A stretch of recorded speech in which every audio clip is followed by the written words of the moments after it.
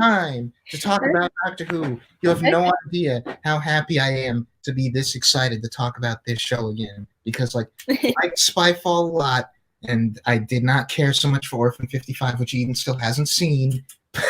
Probably the best. But I don't know, man. Like, I've not been this jazzed about an individual episode in a little while. So I don't know. Like, we're just for context. Eden and I are just coming off of having watched it for the second time, and like, I love it even more. So good. I don't know. Just I've got nothing but positive things to say, basically.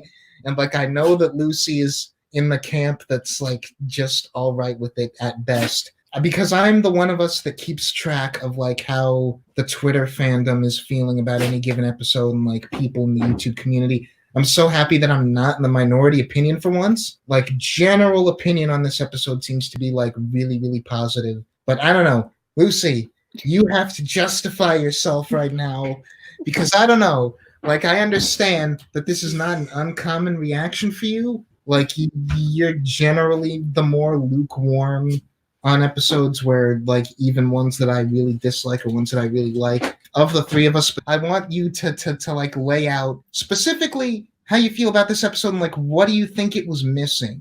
I'm always curious as to like when you have kind of the lukewarm reaction to some episodes that you have, like what would you have added to it? What do you think was missing in this one? Well, that's the thing. I've been thinking it over a lot the last 2 days or whatever, and I can't really find anything that's really wrong with it or I would add differently to it.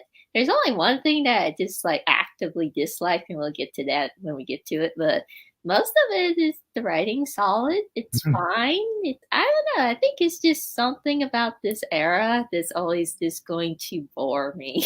I like Jodie, but that's kind of it. And the Master, I like him, but that's great, and I love him. Don't get her started. This series has given Eden 2 fictional husbands. One of them is Nikola Tesla. I don't know how it happened. Well, I mean, to start with, he's freaking charming. Has balls. I compared him to like the good parts of Howard Stark in like Agent Carter. Basically, just Howard without the sleeping around. Apparently the actor was some kind of heartthrob on the show ER, according Not to remotely surprising. Understand. He's a very attractive It takes a lot to be able to pull off a mustache like that. I understand if you just have kind of a bias to where these episodes have just not been doing it for you so much up to this point that you can't even get into the good ones. I can't necessarily empathize with that because I've never had that with this show. Granted, I don't know, maybe I'd have that with like classic episodes if I watched them in order, but I can't be bothered to do that. But like even my least favorite seasons, and like you know that I have some seasons that I am not a fan of. Before we started recording, we were just talking about how much I'm not a fan of Series 10 and how apparently that's the minority opinion and I don't get it. But even with that season, like when we got good episodes... 10 is 12 and Bale, right? Yes. Okay, yeah, I also am not a big fan. When we got fairly solid episodes that series, I was quick to sing their praises. I don't think we really had any super great episodes that series, except for World Enough and Time. But like, I don't know. I'm so in love with this one. And maybe it's the high of having watched it a second time and like taken a whole bunch of notes. Tesla's central performance is great. And like, as I mentioned in the scripted review, when you've got a historical figure episode, or really just an episode where one central character is at, the core of the story, a good performance can really salvage some not great material. And we just happen to have a great performance with great material. A thing I was mentioning watching Spy Master, especially when we meet, what's her name, Madeline, and You just call the episode Spy Master. I did this on the episode Spyfall, and Ada Lovelace is like, I just miss people from the past, whether or not they're real people. That's a problem I've had since, like, first watching the show or getting, like, understanding the classic series, which is, like, we had peeps from the past, and now, like, our companions, with maybe the exception of Jack, are, like, all just modern people. Yeah, we've discussed this. Which I understand. Because it's like you want an audience surrogate, but like miss having like Jamie, who's like this like 18th century Scotsman, and Victoria and Zoe and even Perry, who like wasn't from a different time period, but she was still this weird hippie American girl. So like she was different enough for the audience. Even though he's not a companion, obviously, just having an episode dedicated to seeing the Doctor interact with somebody from a radically different time period. It's great. Surprised they didn't do that, since Chibnall was talking about like, oh, he wants to have more historical stuff in his era because he has 3 companions. Yeah. You have one of them from the past or, from the future even. And I mean, to be fair, he has lived up to that. Like, we've gotten way more actual historical focus in these 2 series than we have across most of the show up to this point. I don't know, it's just really nice.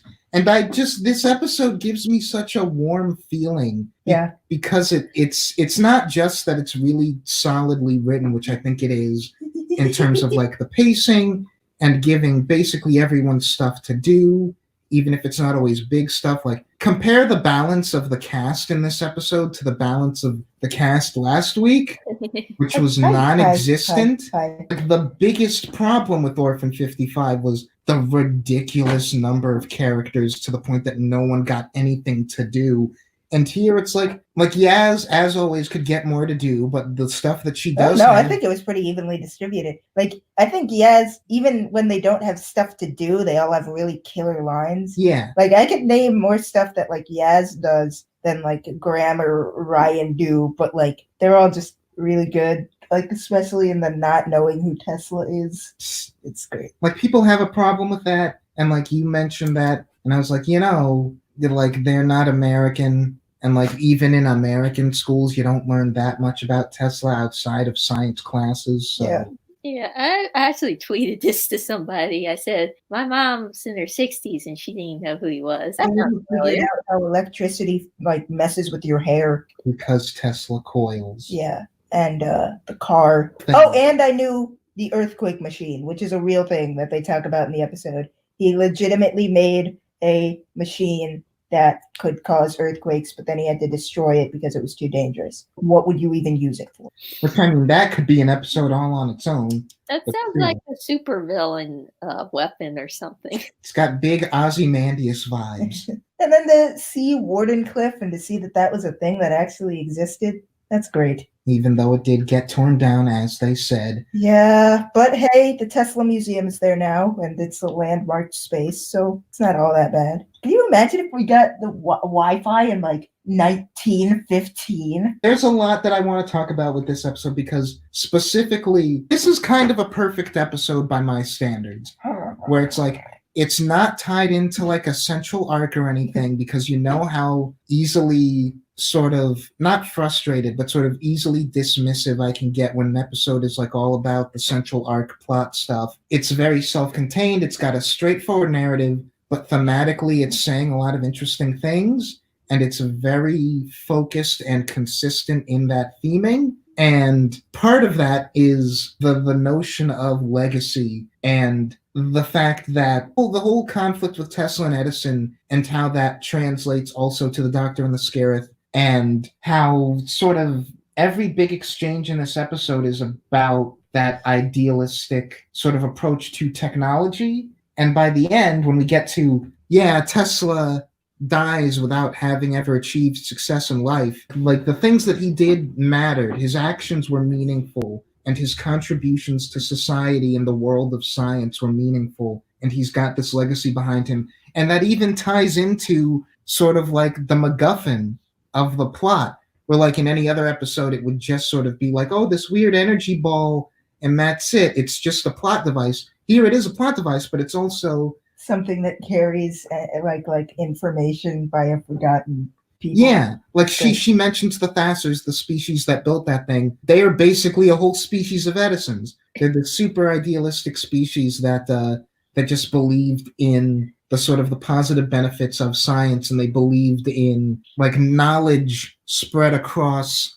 like, all of the universe for, like, free access for everyone. And when you get to Tesla's speech later on, where he's like, imagine being able to, wherever you are, hear music or listen to speeches by great leaders, like access maps to unknown territories. And it's like, it's so great. It's like, and it's really funny when the Skithera come in with Skirit and the doctor's on the phone and she's like, yes, don't let anybody inside. And I'm like, he was literally explain that he wants to make this, and she's got it in her hand, and I didn't even pick up on that. Yeah, But it's I love it. That whole thing, it's like, yeah, we can do that now. It's so, I appreciate stuff that makes you like really think about and appreciate all the stuff that we really take for granted. Imagine anyone even 10, 20, 30 years ago, let alone like a couple hundred, being like, oh, you know, I have this little thing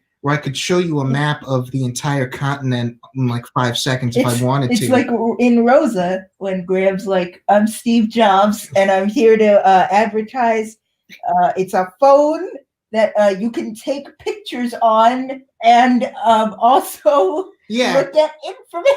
Except here it's less of a joke and more of like the guiding thesis of the episode. It's like, we have the entire world in our pockets and like in our hands and like access to a planet's worth of information daily. And like we have people like this guy to thank for it. And this episode is really, really, really smart with just sort of the way that it's so enthusiastic about the kind of belief system that you have to make those kind of things possible. Also, we love anti-American capitalist messaging. And that's also really interesting. Prune. Just a rather just sort of this pushy, terrible, ill-mannered man. He's a douche. He's a, what's the word? A bad man? He's a bad man. An ex-Cerebos. There it is. He's an ex-Cerebos. Edison was a poopy head. How about that? Poopy head. Which means his actor's doing a great job because I wanted to punch him. And I was like, man, I'm sure this actor's a very sweet dude. But the thing is, like, this episode is more nuanced than that, where, again, part of what I appreciate about it is it acknowledges this episode is on Tesla's side in terms of the idealism, and the show and the doctor agree with Tesla that technology should be about bettering humanity, and it shouldn't be about commodifying it to making it into things that people can buy, like Edison says. But at the same time, Edison's not wrong. He's giving people access. It's just through monetary capitalist means. Yeah, like it's like I mentioned in the scripted review. Edison doesn't think of himself as a guy who does everything to make money, even though that's absolutely what he is. What he also is, and what he thinks of himself as, is the guy who gives the world the actual means of using the technology.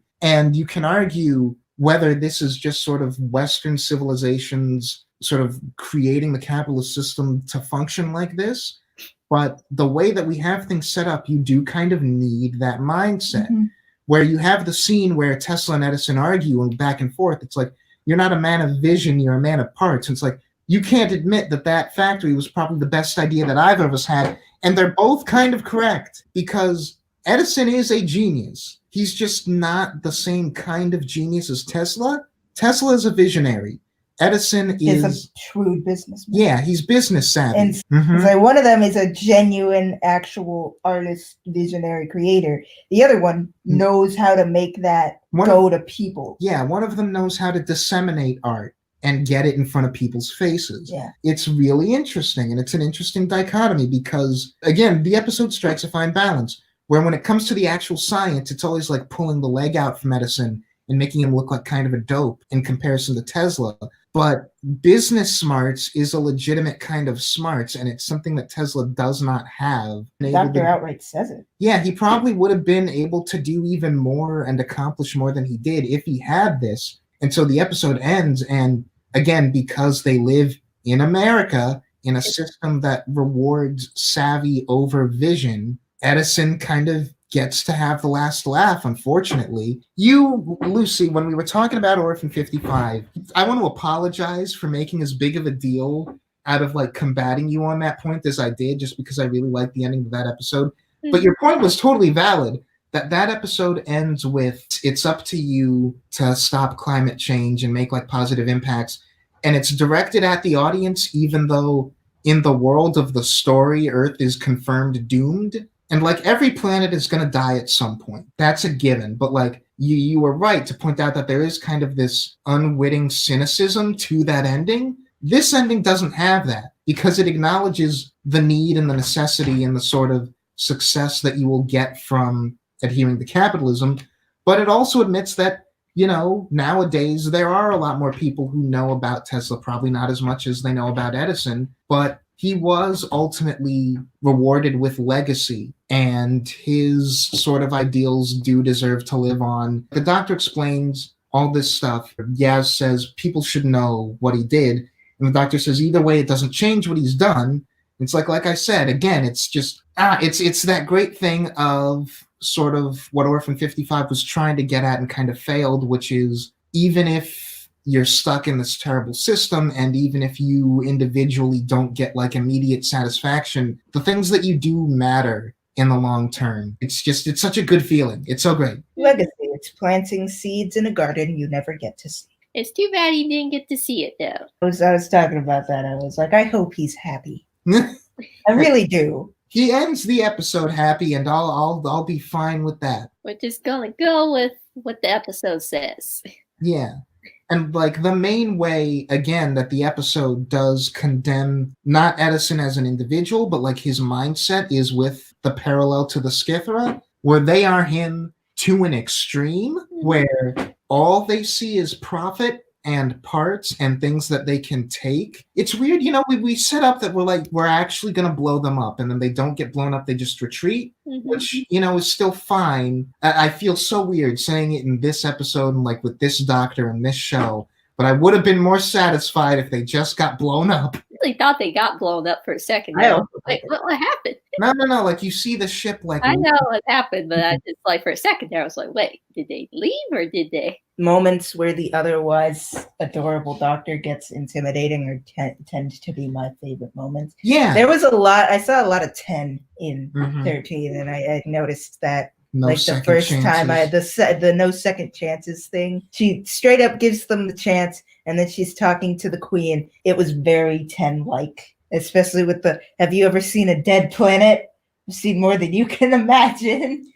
She rips them a new one, and I appreciate it. That's something I've always liked about 13, and like I know a lot of people, probably Lucy included, don't agree with me on that, but like when people are like, oh, she's not intimidating enough, she's not dark enough, it's like, no, it's just that she doesn't do the thing that the Doctor does in some other eras, where she'll do that with people who aren't necessarily villains.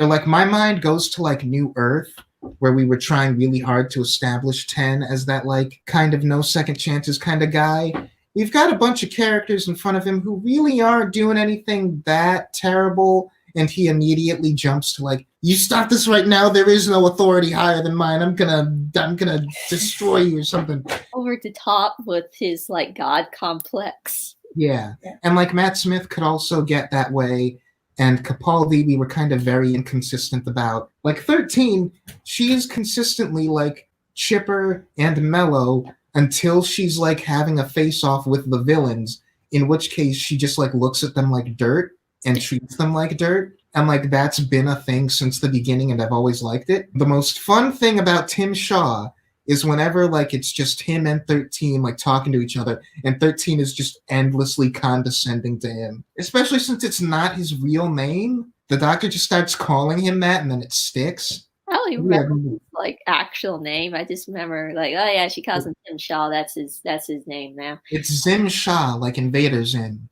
Okay, Zim. Speaking about historical accuracy, we had a moment earlier where we were like trying to figure out whether Scarrett is a real person or not, because the answer is probably not.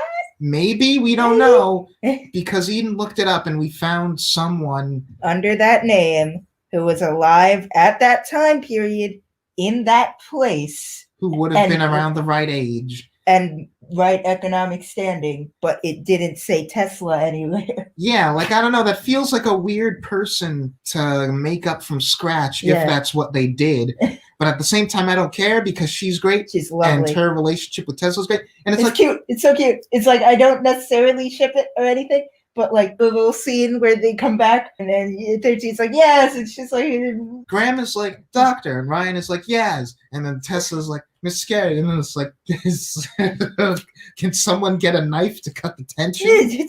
But it's like, what I like about it is, I get a sense that I know who this person is, and like I'm really endeared to her, even though she doesn't have a lot of dialogue. Yeah. Like she's not a very verbose character, and yet the actress, like with the facial expressions, I like her a lot. I like how she's got a little bit of an attitude with everyone except Tesla. Like whenever she's like talking about him or his inventions, like you see the pure enthusiasm. Defensive, but in a very like proper 1910s woman way. Like even at the beginning where she was like, Mrs. when he's like, my designs would never have flaws. Like, but just in case he's going to check. I like the scene with her and Ryan a lot because it creates this neat parallel where it's like, it's about like, she used to want a steady job and like a normal, like reliable life.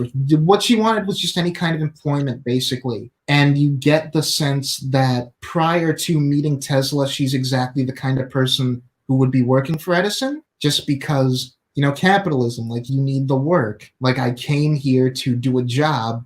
And she meets this person who like shows her this weird, impossible, like grand, idealized way of viewing the universe. And even if it's not entirely practical, it fills this sort of emotional need. And Ryan is the same way. And I wish that we'd expanded a little bit more on it in the dialogue, but like Ryan is a working class guy. He, when we meet him, has a very practical, sort of simple, steady job. And then he meets the doctor and he sees... What's his job? He works in an auto shop, if I remember correctly. I worked at Amazon.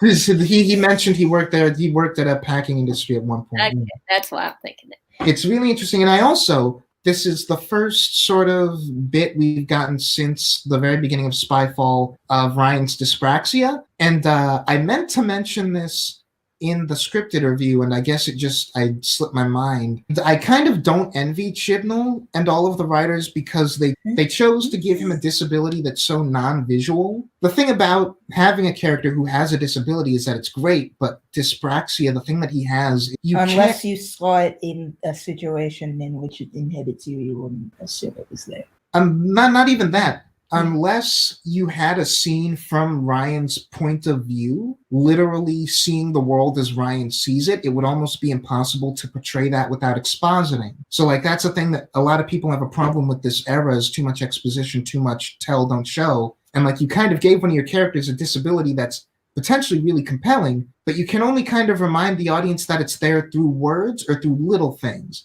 And I like that in this episode, it's a very brief moment where they're all like jumping from the train cars near the beginning, and Yaz jumps, and Ryan like hesitates for a minute, and Graham has to tell him like, come on, you can do it. And then he jumps, and like Yaz is there on the other side, like arms stretched out to like catch him in case he messes up. If you're not paying attention, you don't even pick up on that. But like if you're paying attention, like, oh, that's his dyspraxia acting up. He's hesitating because like, what if he misses this jump just because he's like screwed up like coordination wise? Yeah. Yeah, I hear a lot of people complain about that. I don't have the disorder or anything, but I think they do a fine job as far as that goes. It, you know, like you said, it's not one of those things that interfere with everything. It's I like that it's something that's still there. It's not something that we've forgotten about. It's something that they're able to portray consistently without defaulting to, oh, remember, Ryan has this disorder. We're going to mention it to remind you that he has it in case you forgot. It's like, again, you have to be paying attention to pick up on it. It's really clever writing. Yeah, and I also like that they put that in there. Like, even though we were just talking about it, I'm not much for Ryan as a character, but I do like that they put little disabilities in there because a lot of people have like little disabilities and things like that where they have to think about stuff all the time. You never see that on television. Everybody's just perfect. I like the little moment where he and Graham are like looking for weapons to use, and like he points the death ray at him, and Graham is like, "No, what are you doing?" That's great.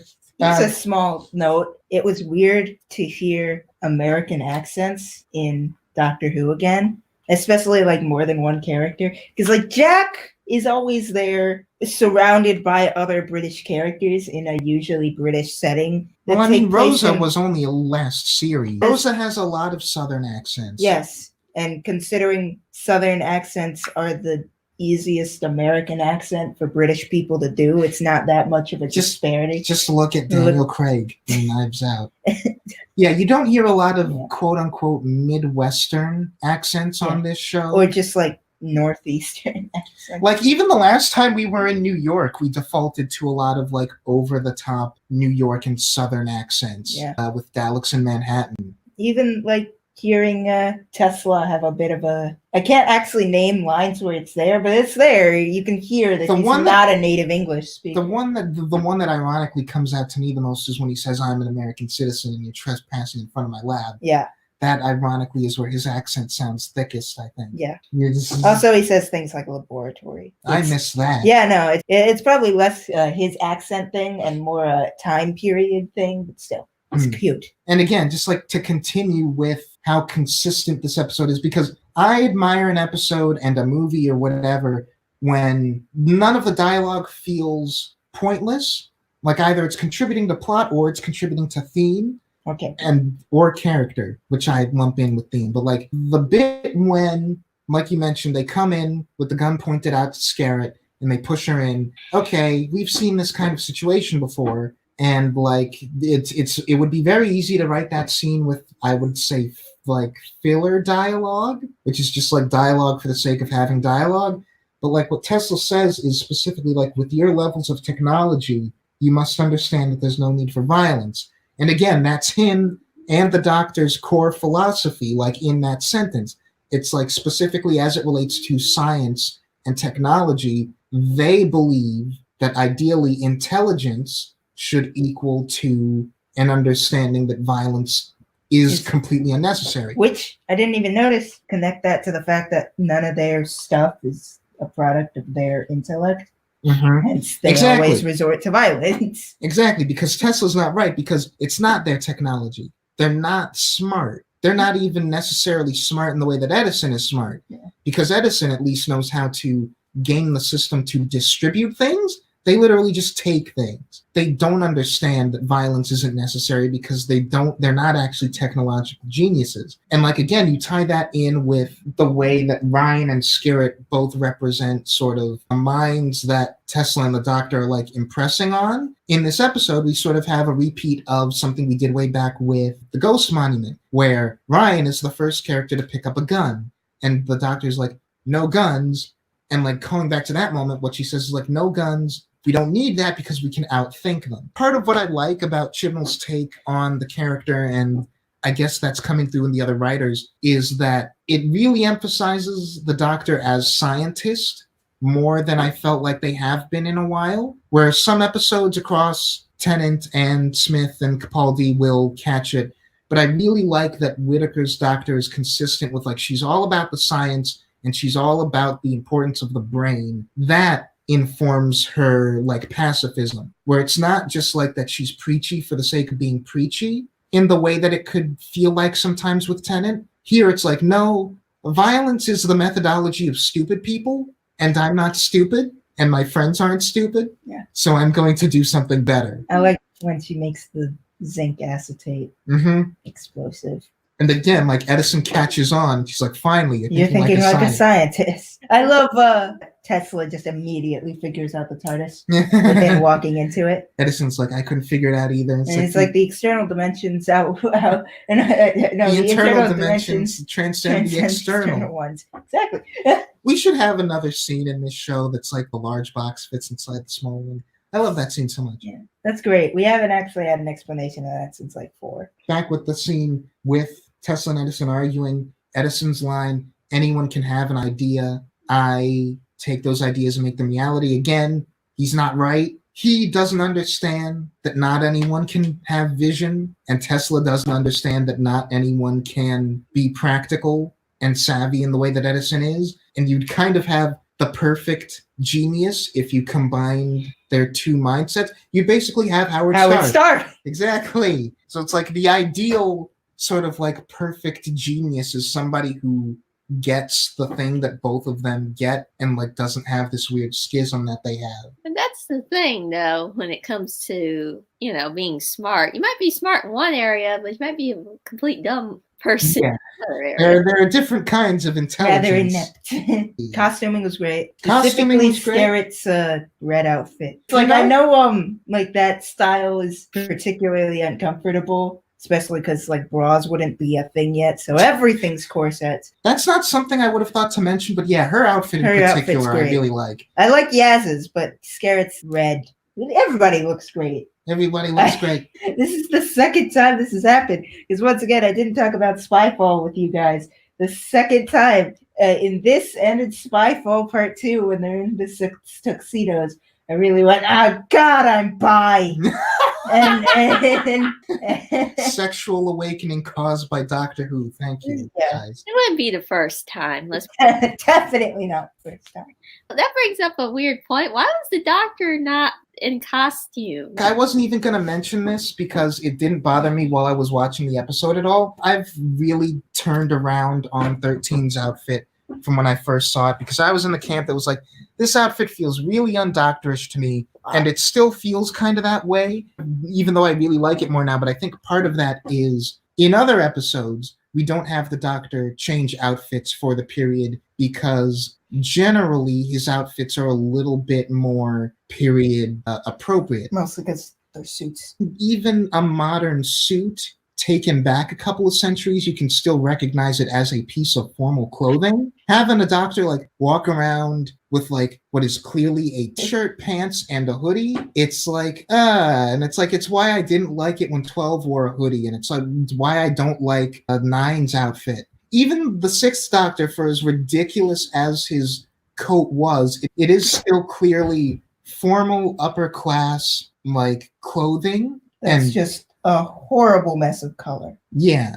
It's like Diamanda Hagen had that point. It's like it kind of doesn't feel like a Doctor outfit if there isn't some level of upper classness to it. And like I kind of hate to say it like that, but the thing about that is that it adds to sort of the aesthetic. It lends to the idea of them as an older person. It's so interesting to see that kind of formal outfit in non-period settings. And in period settings, it makes it so it's less likely that you're wondering, like, why is no one like asking what's up with this weird outfit? I feel like because specifically with this episode, they're surrounded by a bunch of like not particularly high educated like public in the 1900s. They could be like, look at the hoodie and shirt and be like, well, that's some weird European thing. But also the Doctor wears pants. And like in like a time where like women and pants was like a serious actual like society. Not just pants that expose the ankle. Ooh. It was a bit awkward because even though like you were complaining about 12's hoodie, he would dress up in the time period like yeah, at least 12's hoodie wasn't the only thing that he wore, even though I'm sure that there's at least one. Maybe I'm wrong, but I feel like there's at least no. It's in The Magician's Apprentice. He's in Viking times, and the outfit that he has on in that episode is a hoodie outfit. Isn't that the one where he invents the word dude? Yeah. I don't think he cared. I'm okay with him with the hoodie and that because it kind of fits because he's got like this I don't care anymore, but he's got a guitar. Yeah, an electric guitar. He's on a tank. It's very funny for me, but we'll get to that. But he does have episodes where he has like a top hat and he has like the traditional like Victorian outfit, and so did 11. He had a couple episodes where he would dress up. Particularly 11's last outfit with the purple. And I recall in the Crimson Horror, he would have like a sort of different outfit with the hat. Yeah, like I wouldn't mind seeing Jodie in more traditionally doctor-y outfits. Like, we know that she's staying on for another series. I'd be interested to see if like they overhauled her outfit at all in her third year. Speaking of like 11 like stuff, I was just gonna say that the Master's outfit in the 1890s looks very 11-y. I mean, considering the fact he's basically just an evil version of 11. Fit with the time period with his outfits. Yeah, I got a very Mr. Hyde vibe. But when what Eden mentioned about the sort of uneducated, easily manipulated masses. You don't belong in America. I'm an American citizen. Reminded me of another, like right after that bit is another great bit where they're like, it's a shame that like they get on you like that. And Tesla's like, it doesn't matter what they say, I don't care. He goes into his office, like shuts the door, and like Scarrett like sits down, visibly unclenches, and you can hear like stuff thudding and getting thrown around in the other room. It's like off screen, he is having a tantrum, and Scared is just like used to this. So it's like, just give him a minute to like let out his emotions. He doesn't want to talk about it. Yeah. Like, again, that's a really good, quick character building moment for the two of them and their relationship. Like, it tells you like the kind of things that she has to stick by him through, like that she's used to this, says that this happens all the time, and she's like steadfast, ride or die with him anyway. And like, he's like, it doesn't bother me, closes the door, throws a whole tantrum off screen. Yeah, this really does bother him. He's way more vulnerable about his public reputation and the way that people look at him than he wants to let on, even if he is primarily in it for the love of the science. Like, he's a human, and like recognition would not hurt, certainly. Their whole dynamic is great. And I love the bit toward the beginning where Ryan, again, like planting the seeds for like the two of them sort of being parallels. Ryan is like, this thing could put both of you in danger, like both of you. Are you okay with that? And Scared is like immediately like, yeah, I'm with Tesla. I don't care. Like, I'm with him till the end. It's great. It's great. It's great. This episode is great. I love it. I'm afraid to say anything negative because I want to bring you guys down.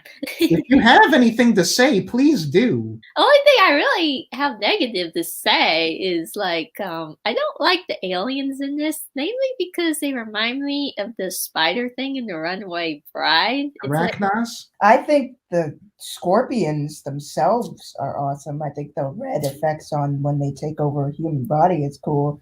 They're genuinely creepy. Bother me to no end, especially the fact that like most of her shots are in the teeth. face. Yeah, see, because that's why I think it's very deliberately a callback to the Arachnos, because the Arachnos has very similar teeth, kind of like the indentations. If you're paying attention, if you're thinking about it, this is clearly related to the Arachnos. Their speech patterns are similar. Mm-hmm. Like, the effect on the voice is similar. Like, one is a scorpion, one is a spider. The way the doctor treats them.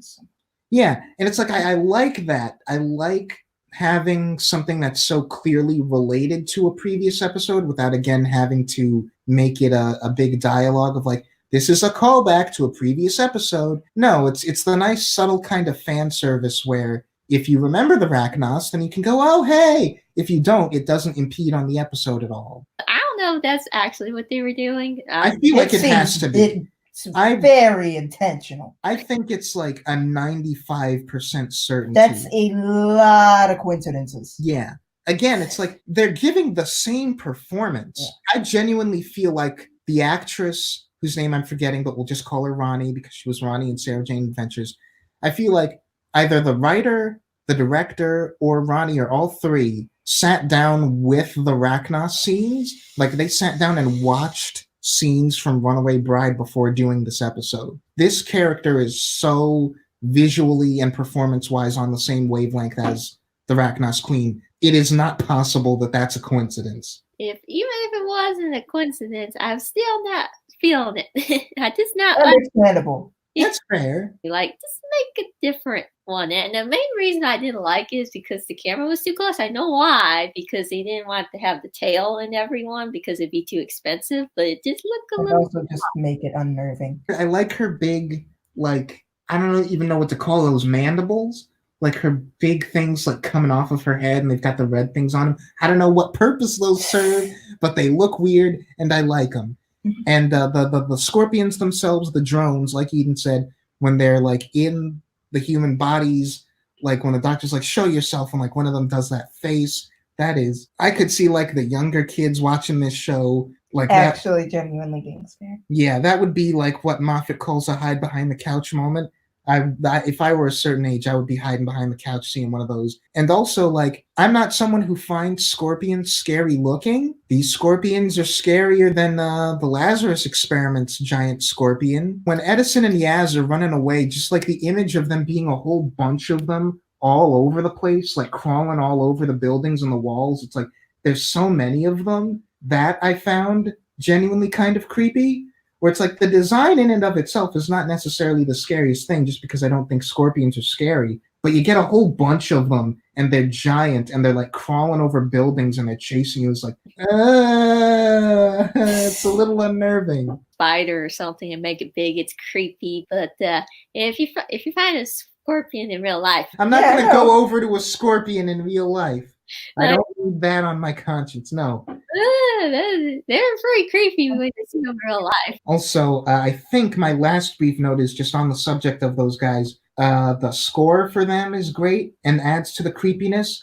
It's maybe a little bit overdone in some places, but like that theme that they have, that's just like this discordant noise. It's like just a bunch of strings going off. Yeah, it's actually pretty creepy. You know what it reminded me of? Bacano, where how they have the slow version of the and then it speeds up and it's like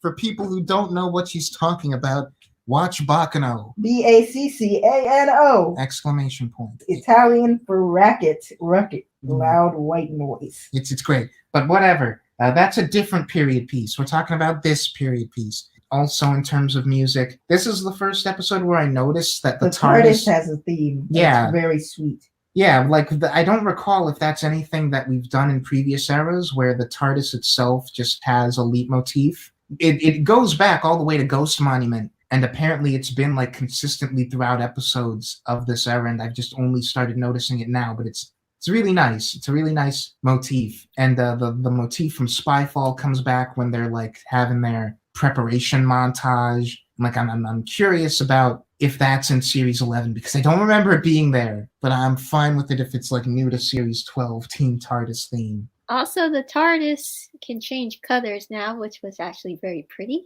I know, that was so great. That's so great. And like when we end with Tesla and he's standing in it and it's all in white, and I'm like, I understand why you don't have it in white all the time because, like, the lighting isn't perfect already. It's a little bit way more shadowy than we're used to with TARDISes, and that's when it has the orange thing. Dorothy Skerritt is a real person. Awesome. The lighting is even worse. Are all white, but I don't care. It looks so pretty. You put in the Zod from Superman clip at the end of the review, and I'm like, yeah, Krypton did the whole white New Age crystal aesthetic for a reason. It looks pretty. I couldn't help myself. I said, I put a joke in their last review, so I have to do something now. You have to do one for all of them now. I'm going to be disappointed if you ever don't do one. I'll do the opening jokes. You do the ending jokes. Okay. I like science bros. I don't know what you call them. Science fam. Science fam, Doctor and Tesla. This machine, it reads energy signatures. It's like, I designed it myself, and it's like mostly out of spoons. And I love that callback. And then he's like, so you understand what it's like to actually have an idea and make it real. The great thrill, and it's just a pause on her face. Yes. Yeah. And like another thing I'm interested in is we have the brief line where Tesla describes his situation, and he's like, it feels like and the doctor's like out of place. That's interesting, and I find it interesting that the episode never expands on that, but that could apply to any number of things. Yeah. Because the doctor generally feels out of place among people. Humans. He feels out of place among Americans. They were out of place among other Time Lords and Gallifreyans. Mm-hmm. We always get the sense that, by the standards of his own people, the Doctor's a weirdo, kind of an outcast. He left for a reason. Again, this is a great thing of that line doesn't have to mean anything if you're not thinking about it. But if you are thinking about it on that level, we know the Time Lords. We know that most of them do not share the Doctor's scientific vision, or just vision in general, like her very idealistic view of the universe. And we open this episode with Tesla being like, there's so many wonders of the universe. They're all over the place. They just need someone to pull back the curtain. That's how the Doctor thinks. That's not how any other Time Lord thinks. So when the Doctor says, I know what it's like to feel out of place, it's yeah, this is building on the character in a very subtle way. And it's I love it. I love it. I love it. I love this episode. Wardenclyffe Tower really was activated in 1903 and shot lightning bolts into the sky. That's awesome! Tesla never told anyone why. That's amazing! It happened. I love this so much. I'm just looking at the tropes page to see if there's anything we haven't touched on. I don't know. The more and more I think about this might be top 3 episodes of this era for me. I already knew it was top 4 because my top 3 up to this point have not changed. It's been Demons of the Punjab at number 1. Demons of the Punjab's great. It Takes You Away at number 2 and Rosa at number 3. I think this might supplant Rosa. Might even also supplant It Takes You Away. And I think all 3 of those episodes are like all-time greats. I think this might supplant Rosa for me. I don't think I'd put it over It Takes You Away. I was hesitant to call this like an all-time great episode just because, again, I know people generally don't like handing that sort of praise out to episodes that, again, don't tie into the arcs at all or don't have like any sort of long-term story importance or are heavy on like doctor-centric angst and stuff like that. I genuinely think this might be one of my favorite episodes. I would put Spyfall on the list, but like only collectively. Part 2 with the big speech about don't trust the peeps in the Facebook. Yeah, that brought it down. But then it gives us more like master. All of the Barton stuff brought Spyfall down for me. I feel like without Barton, that would be on the list. Also, I just want to say real quick how funny it was when he was talking to his mom. It was like, you didn't even friend me on Facebook. I forgot that line. Yeah, I thought that was probably the funniest line because how stupid it was. I've kind of exhausted all I have to say.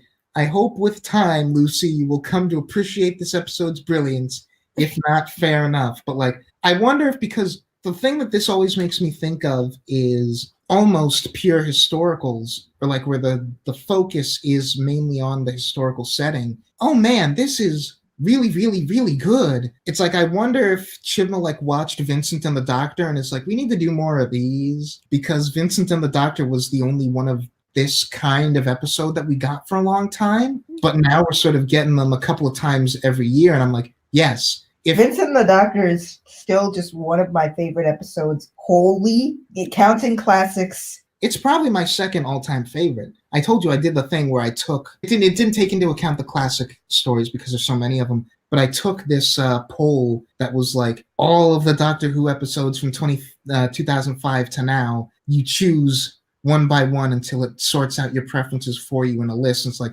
numbers 1 and 2 were Heaven Sent and Vincent and the Doctor. And I'm like, yeah, that checks out. And like, if I took that again, this episode would probably be high up there. I want to say this would be like a top 30, top 20 for me out of all the episodes we've gotten since the show came back. And like, that is high praise. And it's like, it's so good. It's so good. So good. And like the writer of Demons of the Punjab is doing next week's. So if we get something that's as good as that episode after this one, that'll be I would great. just like to point out, I go to school where the majority of the population is people of Bengali and Pakistani descent, and I keep trying to get them to watch Demons of Punjab, and they keep not doing it. Bring them here. But here's the thing, it's not like usual where I just bring people to my house and force them to watch things. There's like 60 of them. And if you have to bring them in batches, do it. It's so good. If you have to set up a screening day at your school, I will do that.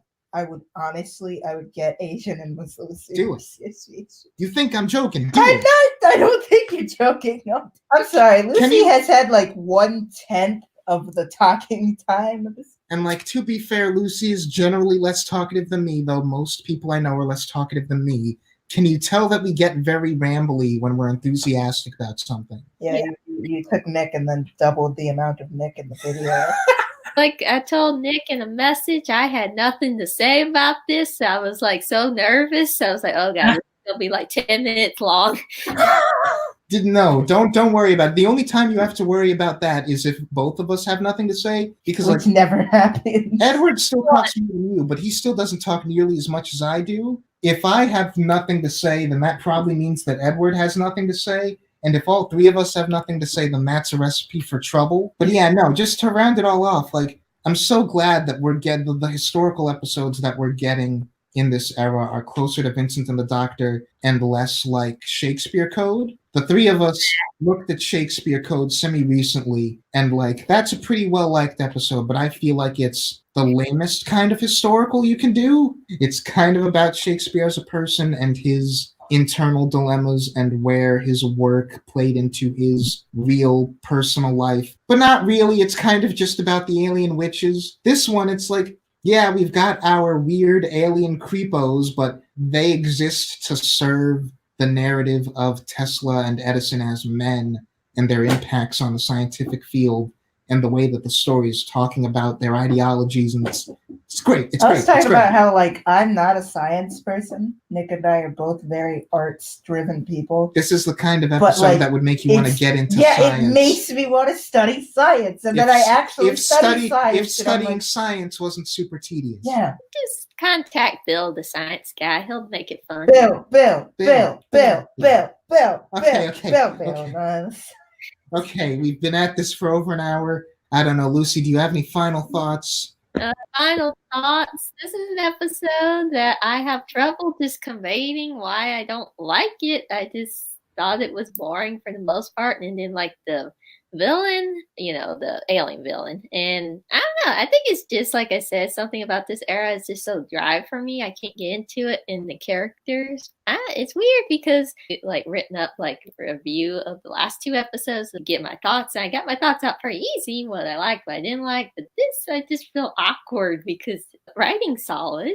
It's fine. I mean, I'm really interested because this is not the only time this has happened. This happens like a couple of times throughout other eras of the show where you won't have an issue with an episode, but it just won't click with you. You know what? I might scour through all of our older discussions just to see if I can find a common thread that connects episodes that you don't actually have problems with but still don't like. I'm really curious if there's a secret ingredient that's either there or not there. I mean, for me, that's just most of 12. That's an on or off switch for you that you can't quite articulate. I'm gonna see if I can find that. Okay, good luck. I'm going to go through the episodes myself to see as well, to try to figure it out. Because like I said, I think it might just be this era, because I can't think of any episode I would watch for fun. I can't really say that about even Russell T Davies, even though I had a lot of issues with him as well. Definitely. I can't really say that about 12. And I have to be up relatively early tomorrow, so let's call it there.